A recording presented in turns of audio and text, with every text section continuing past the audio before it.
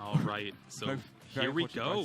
First game of the new season. Yes, first game of the first international championships of this new season, and it does look like Caleb will be going first. So Diego's going first. No? I believe the names are just switched, but Diego is playing. Yes, so the names are switching around. So Diego here going to be starting off with a nest ball. Just going to have a look through, and he's going to find out that 2 of his Ultra Balls are prized straight from the get-go, and that's not going to be happy news for him. Yeah, and starting that snubble, giving his opponent what he's playing right away. It's just, I'm playing Grand Bull. You're going to have to deal with it. It's going to be good news. And there is, as you mentioned, there is the Apricorn Maker. So Apricorn Maker enabling you to go through your deck and look for any 2 cards with ball in the name, any trainer cards with ball in the name, and put them into your hand. Yeah, you would think it's kind of innocuous. People tried to play this when Bridget first rotated. Like, well, I'm going to have a lot of nest balls and ultra balls in my deck. Might as well get them out.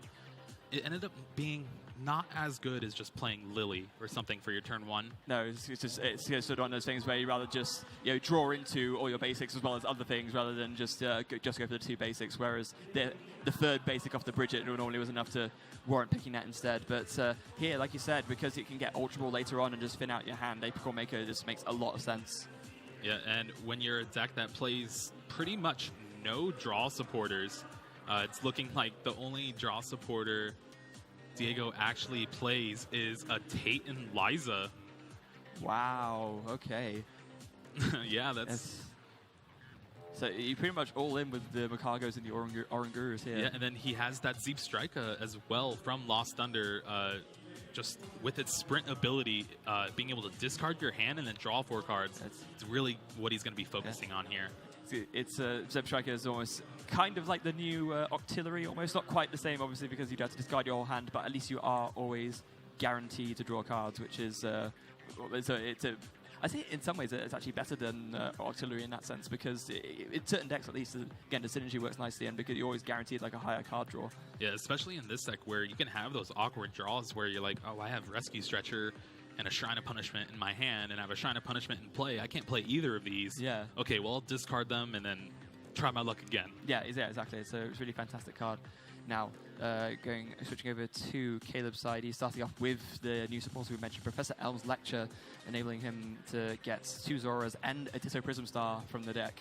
Yeah, this is the exact start he wanted. I'm guessing it would be better if he just got it with the Lecture instead, because that Tapu Lele is a liability on the bench. Granbull hits 170 very easily. Yeah, it does. All he needs to hit 170 is the Choice Band to reach the 190, which would maybe enough of the knockout. But even so, Caleb's start is pretty impressive here, because, I mean, 3 Zoras and a Ditto out, you're happy to give up the Tapu Lele down if you're going to set up to be that strong because of it. Yeah, this whole match is going to be dependent on if Diego can keep a constant 0-card hand. Yeah. He's going to be doing stuff during his turn. His deck has this engine that makes it just so smooth. And with Instruct, Smooth Over, and Sprint, he's going to be able to go through his deck, find what he needs, and it's really going to be up to Caleb to try to disrupt that. Yeah, definitely. Now, like you mentioned, Caleb is playing more this sort of control variant of Zoroark. But one thing that Ditto enables you to do is play different like stage 1 techs of cards that you'd otherwise need to dedicate more slots to. And it's important to note this because Caleb is actually playing an Alolan Muck. With no Alolan Grimer. No, exactly, because you could just evolve it up from the Ditto, and that's important because that means that if Caleb's able to deal with Diego's Blitzel, or Zeb Striker rather, then that means he can actually shut off Oranguru and shut off all his draw. Yeah, and here we go. Diego's turn 2 is a pretty good one. Has the Guzma and the knockout on that Tapu Lele GX on the bench, already down to 4 prizes. That's insane. That is the power of Granbull, able to take such a big knockout with a non-GX Pokemon from turn 2. But there goes a counter catcher from Diego. What's he brought up with that? I'm guessing it's probably either... Rangaroo. Pretty much all of them have Big Retreat, the Slugma, and you really just have to choose which one you want. Yeah, so deciding that Oranguru is the best choice there. After that, Diego does just play the Cynthia. Yeah, not really having any access to Zoroark GX there. No. Really hoping to draw it here. Has a timer ball. He does. This is probably the card I hate the most in the format, but it's also probably one of the best cards in the format as well. Yeah, absolutely it is. Diego there, or rather Caleb flipping, looks like 1 out of 2 heads, so he's able to get something at least. But yeah, whenever you play a timer ball and you just flip double tails, you just kind of sort of look at your hand and just end up feeling a bit sad. All right, this will for sure. Looks like he's eyeing down that Alolan Muck here. Well, again, it will shut off Diego's Oranguru, which would mean that Diego's draw power is much lessened compared to what it could be, and it's a good thing that Diego does play that Zeb Striker, otherwise the Alolan Muck would completely shut down Diego's entire engine. Yeah, one thing it also shuts down is that Ditto Prism Star as well. Yeah. Really acting as just a snubble right now. Yeah. Now, there goes the evolution to the Zoroark. I do believe we see like a trade there. And it's like he's got an Ultra Ball, so he will be able to fetch himself another Zoroark here, or potentially the Alolan Muck if he feels like that's the best thing going for him. There's the Ultra Ball.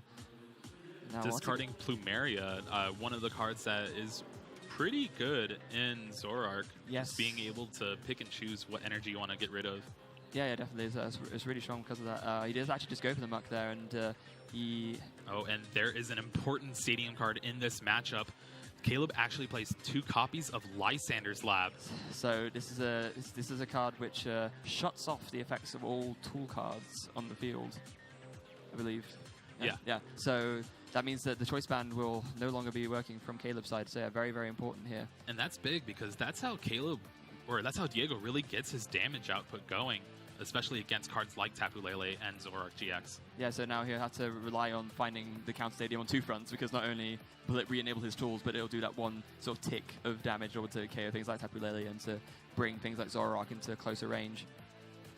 And Diego did start his turn with Apricorn Maker. Gets that Ultra Ball. The problem is now that he's played the Apricorn Maker, he might have a bit of difficulty getting this Oranguru out of the active. I don't believe he's playing a huge amount of switching cards here. I mean, Guzma would be one, but obviously you can't play that because he's already played a supporter.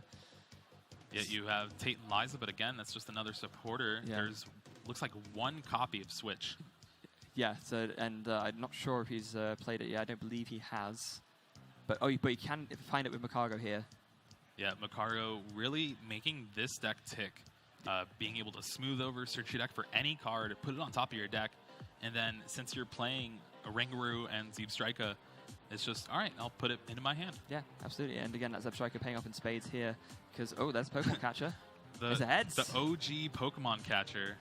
Yep, bringing up that Alolan Muck, recognizing the threat it poses, and now with the Zeb Striker using Sprint to draw 4 cards. Oh, and he gets the Shrine of Punishment as well. Oh, that is fantastic. It's looking like he has another Shrine. Oh, no, but he does think he didn't have the switch. So no attack there from Diego. Oh dear.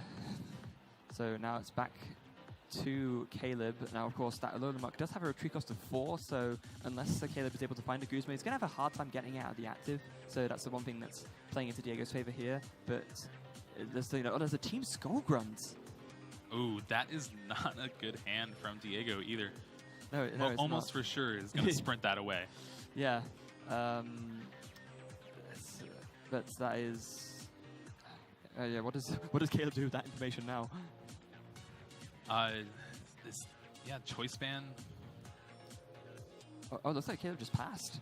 Yeah, he doesn't really have much in his hand. His Zoroark only access to 1 trade, so didn't hit anything off of that. All right, Skullgrunt pass. Yeah, I mean, at least he knows what Diego has, I guess, but yeah, not really ideal.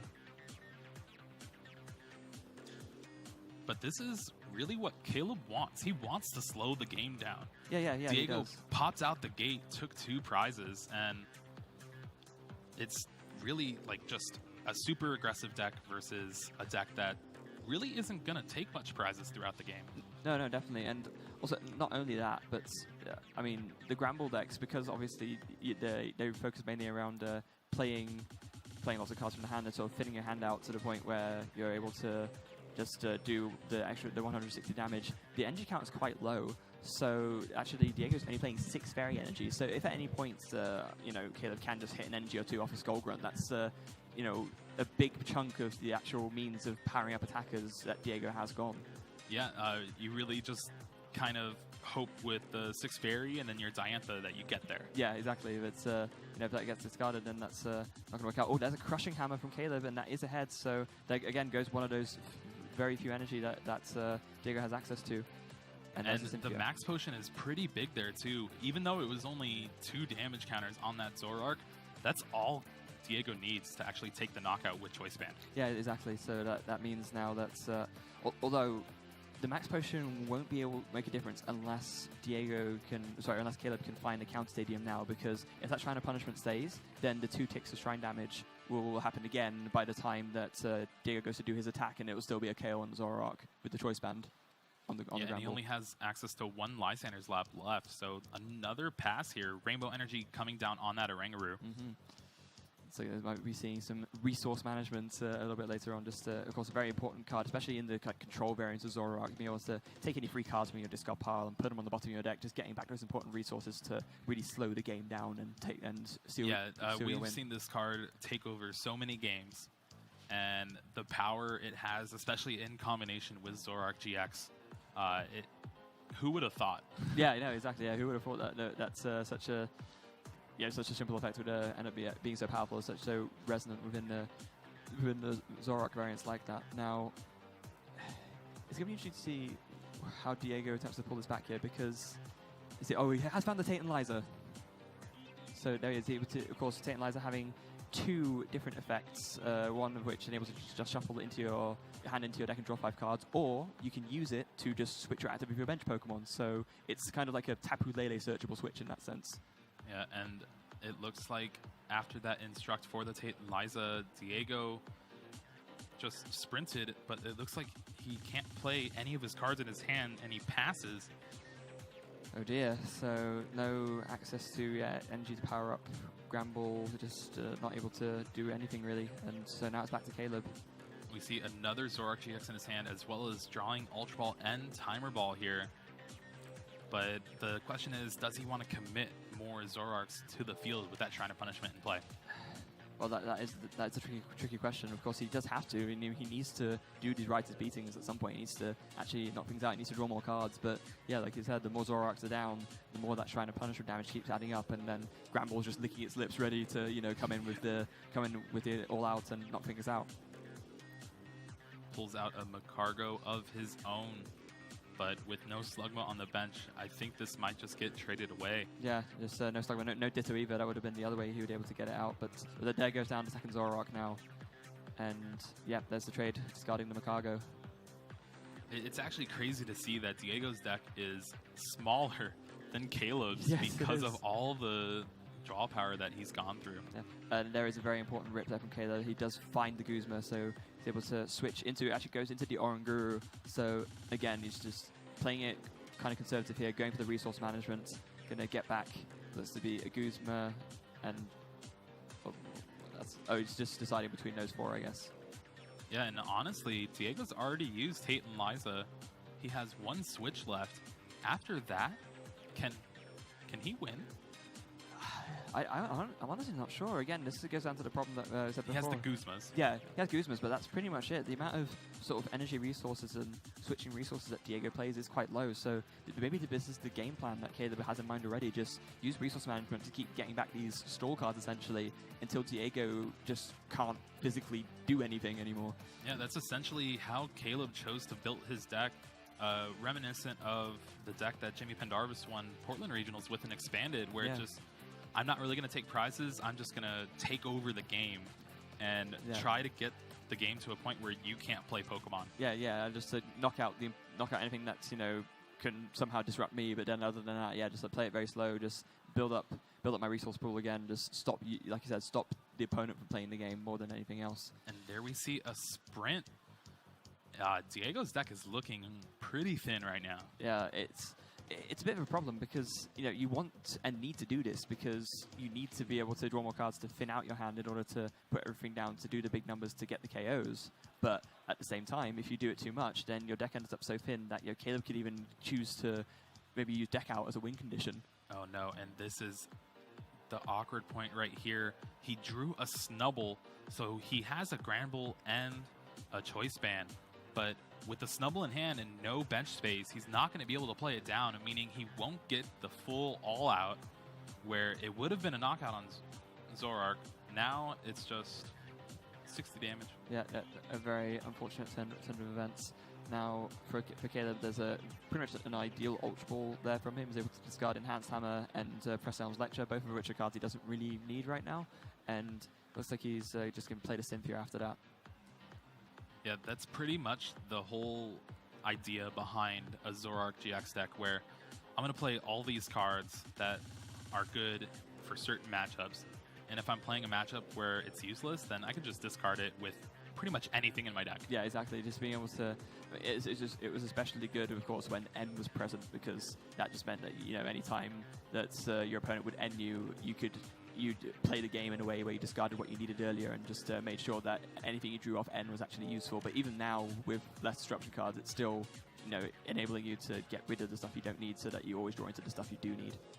And there we see the Lysander Lab come down from Caleb, his second one, meaning that Choice Band's not really doing much right now. No. And if Diego can't even get his hand down to 0, he cannot take a knockout on the Zoroark. No, it's a very, very unfortunate turn for him. Of course... again, that Alolan Muck is proving dividends, just stranding that Ditto Prism Star on the bench. Yeah. Diego has all these stage 1s in his hand, needs to play him down, but just not can't. good. No. There's a Pal Pad, it's like shuffling in, looks like to be a Diantha and a Guzma. You could use Macago, again, combined with Sprints, maybe, to do something, but no, actually it's just going to be another non-full damage all out. Yeah, and then of course we talk about Diego's deck and how it doesn't play any really draw supporters. One of the supporters it really does try to utilize is Diantha. You're able to play it if your fairy Pokemon was knocked out the previous turn, and you get 2 of any card in your discard, put them back in your hand. Yeah. Well, since he plays the 3 full copies, Caleb's not really taking knockouts in this game. No, and that's again just further disrupting Diego's engine. He has this entire game plan in mind as to how he's going to progress through, but pretty much Caleb's deck is purpose built to make sure that all those strategy enablers can't happen. There's an Acerola from Caleb here, just cleaning off that Zoroark GX, and it prompts the concession. Yeah, so Diego realizing that with another resource management, Caleb's getting back too many things that are going to stop him attacking, and yeah, we are on to game 2, ladies and gentlemen. Caleb takes game 1. It kind of seems like in this matchup, if Caleb gets set up the way he wants, it's almost impossible for Diego to win. Yeah, it's and the thing is, the deck setting up the way it wants, it's Zoroark GX deck. Odds are it's going to use trade and draw cards to set up the way it wants every single game, because that's what Zoroark GX decks do. Yeah, it'll be interesting to see. Diego did have a pretty good start right out the gate with that Guzma on that Tapu Lele turn 2 to take 2 prizes, but those were the only prizes he took that game. Yeah, because from then on, Caleb was able to sort of control Diego's deck in a way where he could never just get quite enough damage to knock out anything significant. Yeah, and then of course there was some unfortunate draws of him just not being able to play his cards out in his hand. Yeah, exactly. So that combined with the way Caleb played things out just meant that Caleb was able to take that game fairly convincingly. So, I mean, going into game 2, what Diego really needs to do here is to sort of have a similar sort of start to the one he did in the first game, but then just make sure he's able to follow that up with 2 more turns which are the same. Just go knockout, knockout, knockout, win. He does have the advantage of going first, and he also has the advantage of now knowing what Caleb's deck is. Yes, exactly. So he'll probably try to be maybe a little bit more conservative with his draws and make sure that he's not discarding so much that he runs out of switching cards if Caleb opts to do a few Guzma stalls for a few turns, for example. Looking there, prizes don't look too bad. Only 1 Ultra Ball. And then from Caleb's side, like a Crushing Hammer, a Counter Catcher, 1 Zora, but again, a good enough mix of things that it shouldn't be too disruptive. Yeah, and one important card to note that Diego now is aware of is that Alolan Muck. Yes. Yeah, so of course he wants to now just make sure that he evolves that Ditto into something before the Alolan Muck comes into play, so it doesn't just end up stranded again. And it looks like the Great Ball did not get anything there. One of the few drawbacks of that card. It's been seeing quite a lot of play, but it's really just a hit or miss. Yeah, it is. It's interesting with Great Ball because, of course, it's one of these cards that didn't really see much of any kind of play at all previously, but it seems that now, because with essentially better options have rotated out, Great Ball's all of a sudden the next best thing, and so it started creeping back into this again, just like one or two of to complement the missing slots from the other search cards that have rotated out standard. Yeah, I think the last time Great Ball saw play was when it actually was Nest Ball. Yes, yeah, exactly. Of course, back in the Ruby Sapphire era, it had the exact same effect as Nest Ball. Just they were able to get a beta Pokemon, bring a deck, and put it onto the bench. Now, over to Caleb's side, we do see he's been able to start with the Tapu Lele GX again. Wonder Tag, going to grab himself Professor Elm's Lecture, and again with that incredible start, just enabling him to get 2 Zoras and a Ditto. And this is what Professor Elm's Lecture allows you to do, especially in a Zoroark deck, because all you really need, okay, I'm going to get as much Zora as I can in play. That way next turn I can get as much Zoroark GX in play as I can. Yeah, and that means I can draw lots of cards, and if you're drawing lots of cards, you're probably winning games. Yeah, he has Timer Ball and Ultra Ball in his hand as well. His hand is pretty stacked here. Now. So he's got to bench all of that, and he's pretty happy to, like you said, his hand being as stacked as it is, he's happy to just sit on this right now, pass. Diego only has the Ditto out, so he can get a Grand Ball out this turn, but he can't. He has less things to evolve from. That means he can play out more cards from his hand, so that might be something he needs to consider when he's deciding what to discard of Ultra Ball, for example. Yeah, and Mysterious Treasure is a pretty unique card in a deck like this. He has actually 0 targets in his deck, no Psychic or Dragon Pokemon. And he's really just playing it so he can discard a card from his hand. Which is crazy to think about, but it's, he actually plays 2 copies. But, it's because sometimes you only want to discard, one thing, so you can't just rely on the cards like Ultra Ball, which discard 2, or... Fiery Flint. Fiery Flint, or even stuff like Plumeria as well. It's, now... And wow, actually opts to evolve the Ditto into the Magcargo here. Really trying to get his full setup, and this is where we see his game plan change from game 1, where, I don't need to knock out. I just need to make sure I can knock out later on, especially because it would turn on Counter Catcher from Caleb. Yes, it would. So there goes the Apricorn Maker again, like last game, but this time not grabbing 2 Nest Ball, grabbing a Nest Ball and an Ultra Ball. There it is, discarding is that the rest of his hand at this point? Yeah, it looks like it. So down goes a Snubble, and I believe still has 1 Instruct left. So he's able to will be able to do a little bit more still as well.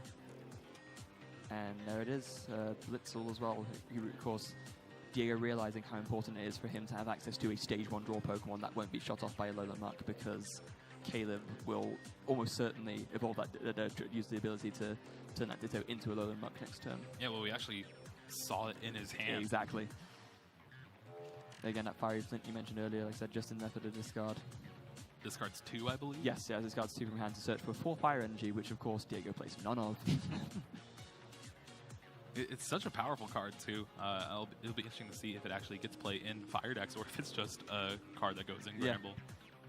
We saw at the Frankfurt Regional Championship, some people are playing it with Ho-Oh GX and Reshiram GX. The idea being you can use Reshiram GX's attack first after doing a turn on Kiawe, and then you can attach 4 from hand to the Ho-Oh, so it's a knockout attack that sets up your next one quite nicely.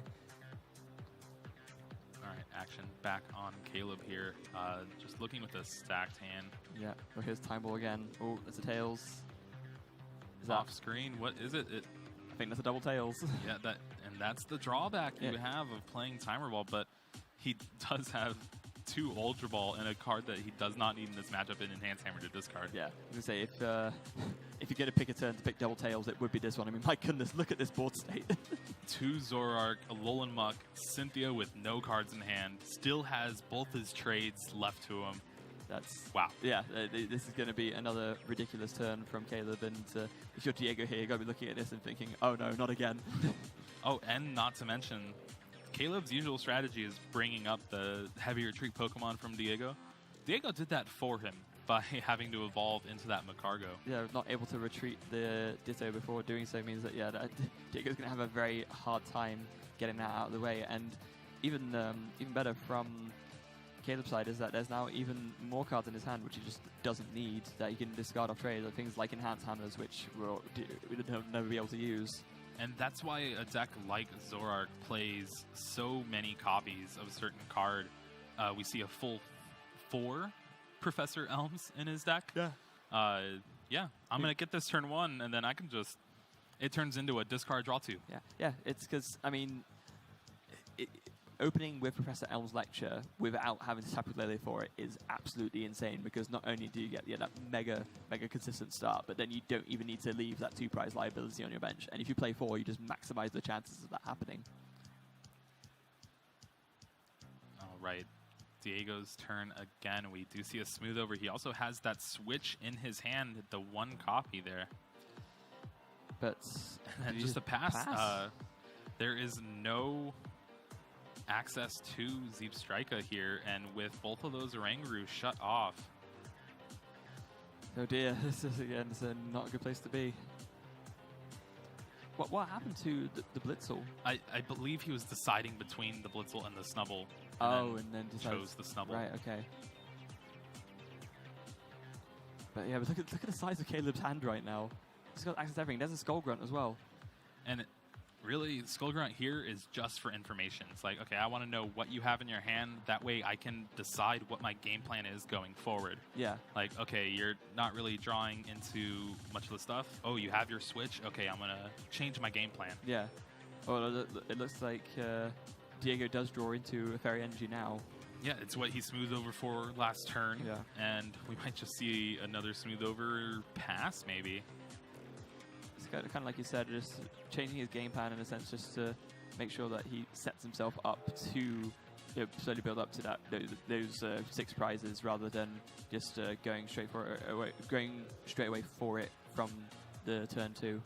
And how smart of it was for Diego to put the energy on top of the deck, the one place where Skull Grunt can't find it. Yes, exactly. So that you know you'll have it, but it can't be touched by Caleb Skull Grunt. It's truly the hallmark player from a former world champion. On top of the deck, and then let's see, there's another pass. This is exactly what Caleb wants to happen here.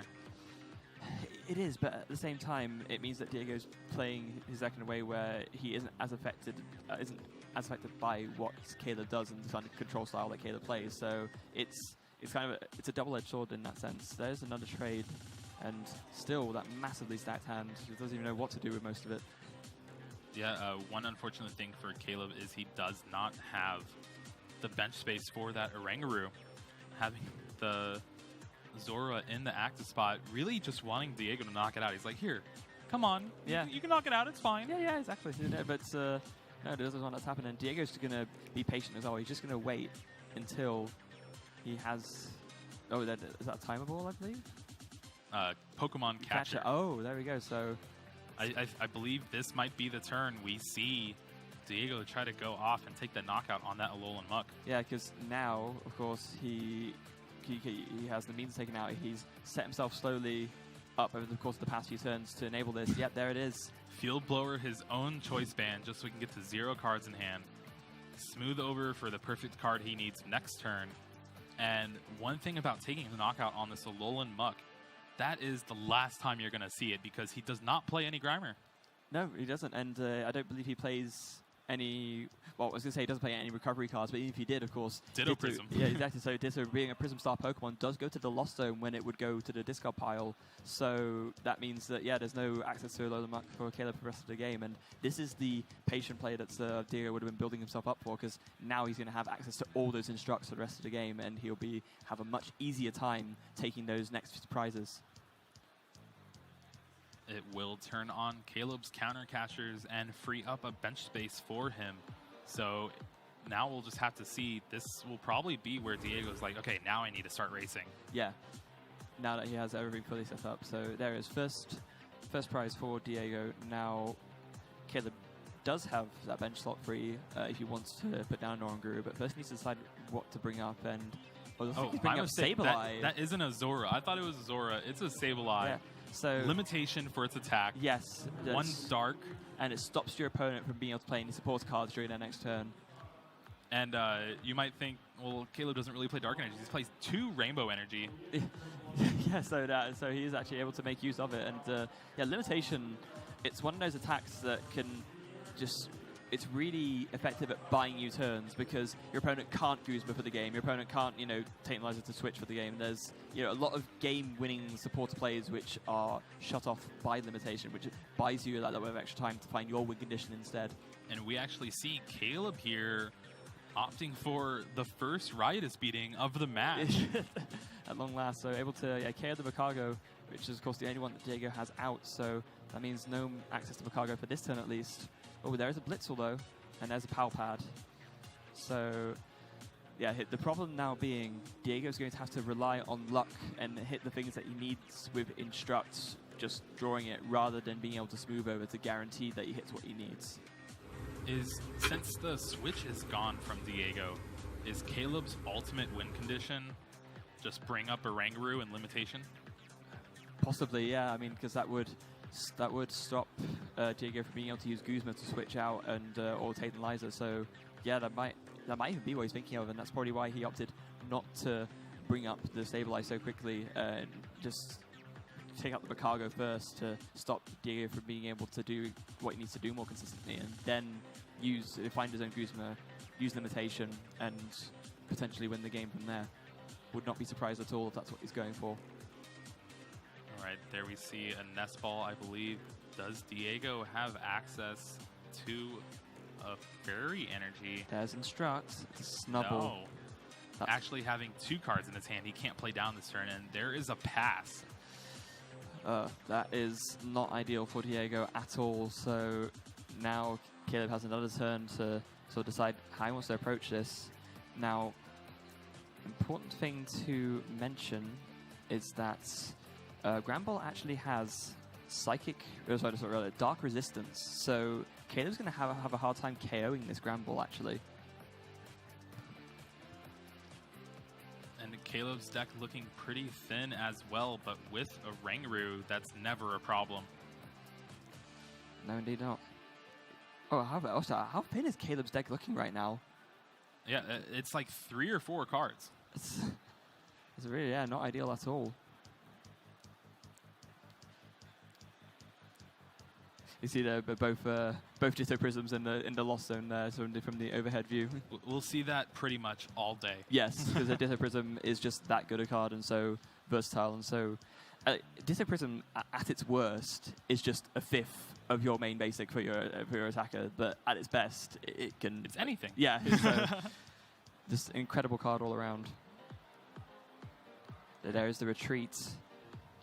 Oh, and up comes the Oranguru, so I'm assuming, he's got the double colorless there in hand. He's got a rainbow too. You can probably, choosing to attach double colorless and just go for the resource management. This is really clever because, of course, the double colorless is 1 more energy than he needs to do resource management.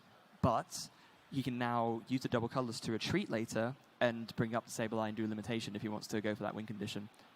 And I just want to point out how consistent Caleb has built his deck. It is 4 Helms, 4 Ultra Ball, 4 Timer Ball, and you see it like just him searching through his discard. They're all together.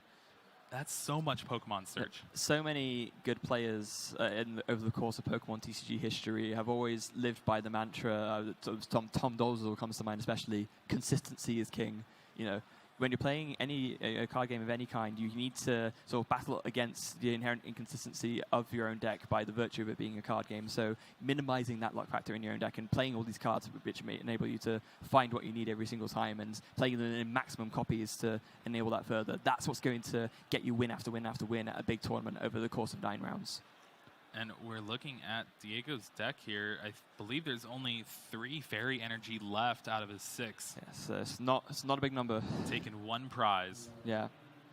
And I don't believe Diego is playing any kind of energy recovery either. So yeah, only Diantha. And Diantha, yeah. So it's not really ideal. We have seen some lists for Like for this energy deck. recycle system? Yeah, yes, I'll just play energy recycle system because that can just get back 1 energy, or equally just shuffle 3 back in, then you have access to more attacks. But Diego is not playing that, so yeah, it's quite a tricky one.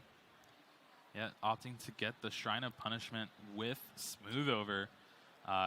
Could be thinking like, well, my only game plan is just to eventually knock you out, but when Caleb has access to literally his entire deck with Oranguru and Zoroark, it's not a winning game plan. No, it really isn't, unfortunately for him. Now, it's like, I think that Diego might have shown a card there accidentally, but it's all good. So that's a sprint, so he's able to discard his hand, draw 4 more cards, and he's has seen a Fairy Energy from that, so that gets attached to the Granbull straight away. Fairy Energy, but 2 supporters in his hand here. Yeah, he can only play one of those. That 5 Checking to see what he has. Gone. Is there an Ultra Ball left? I believe so. Oh, that's a great ball. There was one in the prizes. Yes, there is an Ultra Ball left. Okay, so this is all good. So you can get that, and yeah, but having to discard a Fairy Energy and the Tate and Liza. No. This is not good at all. Literally the 2 cards you don't want to discard in this matchup. Yeah, there's just think of very few worse ones. Maybe switch, but that's already gone too. Yeah, that's really not ideal. And he's not even taking 2 prizes here. He's carrying an Oranguru for 1 prize. That's really not the kind of pace that Diego needs to be doing right now. He needs to be going faster in terms of tempo of knockouts. And we actually see Caleb have that Rainbow Energy and Countercatcher in his hand. He could opt to go for limitation here. Yeah, and now Caleb's but again, like, you would have to break the lock eventually because you would have to resource management again. Yeah, but and this is the problem. If Caleb had had a thicker deck, then he could just literally go for limitation the whole game and just win that way. But because Caleb's deck is so thin, that's no longer an option for him. Yeah, but he did get rid of that Fairy Energy, leaving Diego with 1 left in his deck. Yeah, and the Tate and Liza as well. So actually, the amount of even supporter outs that Diego has to retreat is definitely lessened. There is a Gladion coming from Caleb's side, though. So getting Acerola, a wonderful card that combos really well with Rainbow Energy because he put that 10 damage on that Sableye. So when he's done with attacking with limitation, all right, I'll Acerola it, bring up my Oranguru, resource management. Yeah, of course. Rinse and repeat. Yeah, exactly. Of course, Acerola enabling you to pick up any Pokemon on your side of the field that has damage counters on it with all cards attached as well. So, yeah, like I said, able to sort of do that sort of mini loop between the Sableye and the Oranguru, getting back the Acerola and do damage again. It's pretty solid. So now it looks like we've seen there with Rescue Stretcher. Yeah, Rescue Stretcher. Yeah, so that's surprised they got shuffled back in. Now let's say doing 0 damage. Yeah. So no supporters really for Diego. Yeah, I'm gonna try to lock you out of this game. Oh, there is still 3 energy. Okay. Okay, so he hasn't been through as many as we perhaps thought originally then. So they were hiding. Yeah, they were hiding. So Diego not in as bad of a way as we thought. And of course, something else we should remember is that if at that point where eventually Caleb can't limitation, there is, like you mentioned before, Jeremy, Diantha as well, which can get back the Fairy Energy as well. Yeah, but that's if Caleb chooses to take a knockout on Granbull. Yeah, no, that's true. He might just decide to limitation for the rest of the game. Although, again, he would at some point need to switch it to Oranguru to do resource management because the amount of cards in deck, he can't just keep doing limitation forever. That's kind of the turn that Diego needs to exploit. But then again, yeah, if he's doing resource management, he's not taking a knockout, so Diantha is useless regardless. Yeah, it's, again, Caleb's in a pretty good position here. Yeah, it is just insane to watch how this deck has come together, especially in this matchup where it's so awkward. Like, your opponent's going to try to play with 0 cards. They're not really playing many energy, and they're really fast. But, like, it's okay. I'll bring up your big guys, because they're forced to play multiple Macargo, multiple Oranguru, Strega on the bench. It's not like you just can't get these guys out. They're your engine. They're how your deck operates. If you don't have them out, then you're going to probably be losing anyway because you won't be able to see anything you need. So it's just about trying to play them in a way that impacts you the least and enables Caleb to take advantage of that the least. All right, looks like a sprint from Diego here. Yeah, there is to be an energy, mysterious treasure, and a rescue stretcher. Now, again, Diego isn't able to get this Makaga out of the active, so he could play out his entire hand if he wanted to, but that doesn't really help him, so he's forced to pass again. It'll be interesting to see how many cards Caleb actually has left. 6.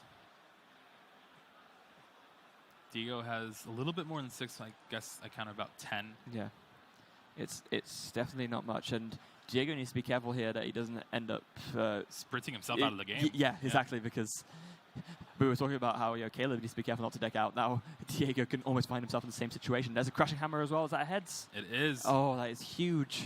Plumeria as well. Oh my 2 goodness. energy just like that gone. And again, this forces the situation even worse, because even if now Diego has more energy left, which he probably does, he's going to need to sprint to find them because he doesn't have any in his hand. Sprint to find them, and then you can discard some of the cards you actually need, like the Guzma he drew. Yeah, absolutely. And actually, okay, Diego's deck is a little bit thicker than perhaps we thought, but that is the last energy he has. I did not see any more fairy energy in that deck. So, yeah, he's just going to pass here. He can't afford to sprint to get that. He's just going to have to wait. Oh, and there's a Team Skull Grunt. Caleb really attacking on all fronts here. All right, if you don't play down your energy for me to Plumeria or Crushing Hammer it away, I'll Skull Grunt it from your hand next turn. Yeah, so no matter what you do, I'm just going to stop you from playing Pokemon, and that's how I'm going to win. And that's how these Zoroark control decks operate. Like you said, Jimmy Pendarvis had success with it as well. Even at the North American Internationals from last season, Tord took a similar sort of style of list to second place at there, losing out to. I think that's pretty much what started it all, right? Yeah, exactly. Only losing out really at Stefan Ivanov in the final, almost becoming twice in a row North American champion, which just insane. Is still insane. Yeah. Still hunting for that Latin America International Championship. Yeah, it's going to be the one international championship title he is missing. He's going to be absolutely gunning for it this weekend, and I'm sure we'll see him pop up at some point this weekend. Just look at that. Like, the consistency of this deck is insane. Yeah. And, all credit to Diego here. He's being very methodical in how he approaches this. He knows what he needs to do to try and pull off this win out of nowhere, but that is just a deck of cards that do not help you. Especially no matter what way you spin it, it's just so awkward to play around. And Caleb has at least 3 more, probably 4 more, 3 more turns of limitation, barring like Rescue Stretcher or something like that.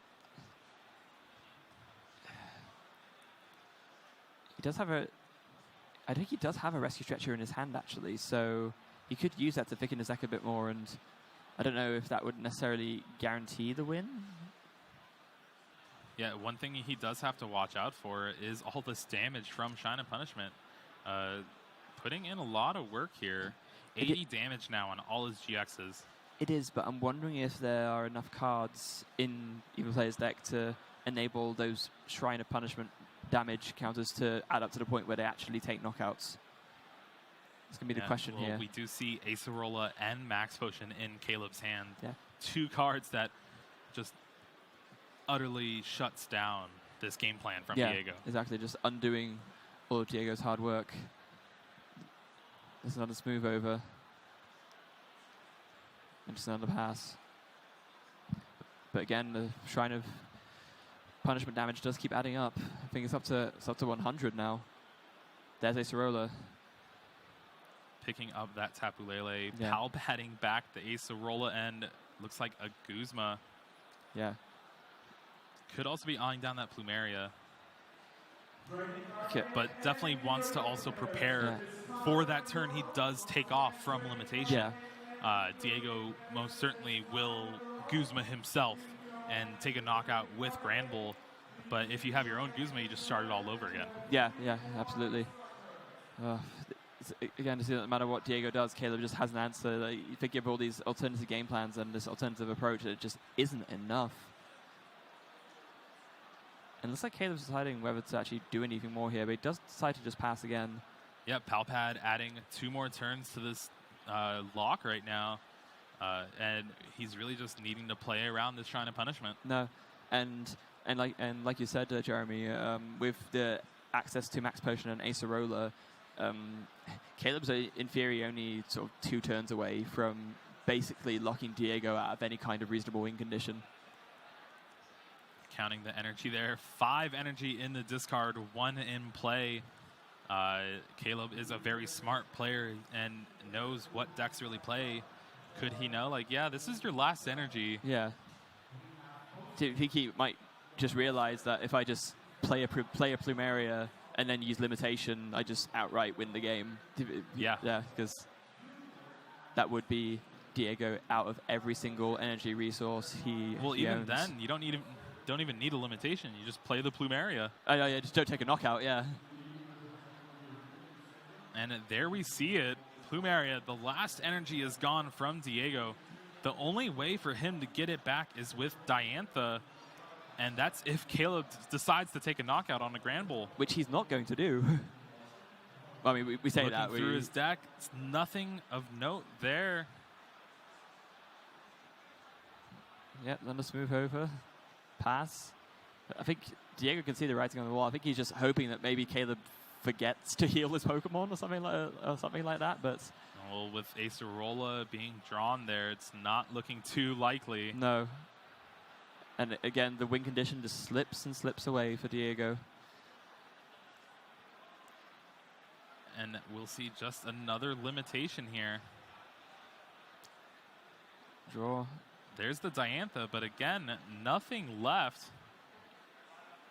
3 cards left now for Diego. Such bad news if your name's Diego Cassiraga.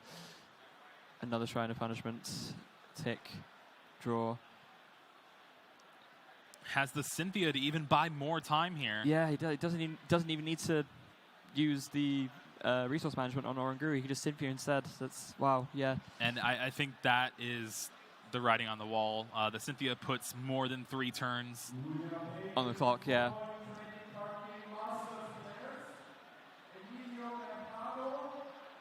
And wow, what a dominant performance from Caleb here. It's insanely impressive play from Caleb here, and unfortunate for Diego. I knew there was going to be some sort of Zora control deck, and this is exceeding my expectations so far. Yeah. It's going to be interesting to see how Caleb and the rest of his teammates that are probably playing this deck as well do in this tournament going forward. And you see Caleb just played a Skull Grunt there, and it's Diego just showing, look, I've got a lot, but I've got a lot of nothing. Like, none of that really helps Diego right now. There's the Max Potion on that Zoroark and a retreat, and we will see a resource management this turn. Yeah, it's like I said, limitation just almost doesn't even matter at this point. You know, Caleb knows what Diego has access to. He knows that he's completely safe to do that, and yeah, there goes Max Potion, Palpad, and was that Lysander Labs? Yeah. Yeah. The only thing Caleb has to worry about is getting something stuck active with Guzma, but with multiple energy in his hand, Palpad to even get Acerola, Rainbow Energy as well.